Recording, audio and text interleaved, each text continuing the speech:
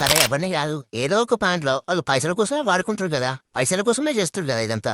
రేపు తొమ్మిది అంటే ఇప్పుడు ఆయన ఏ చేసిన పైసల కోసం చేస్తున్నట్టు. ఒకవేళ నువ్వు అన్నట్టుగానే పైసల కోసం చేసేదంటే ఆయనకున్న టాలెంట్ కి ఆయనకున్న డెడికేషన్ కి ఇప్పుడు వేరే స్టేజ్ లో ఉండు. పైసల కోసం మాత్రమే చేస్తే ఫస్ట్ తెలుసుకో ఆయనకున్న ప్యాషన్ డెడికేషన్ నీకేమనుకరా కోవిడ్ బచ్చగానే తెలుసుకో లేదా కుత్త మూసుకో.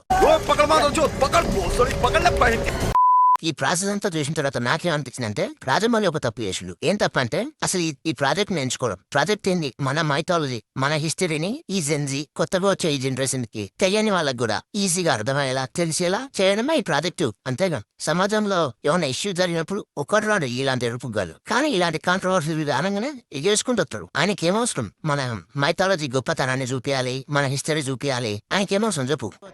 చాలా సార్లు చెప్పాను నాకు రామాయణం అన్నా మహాభారతం అన్నా నాకు చాలా ఇష్టం అని.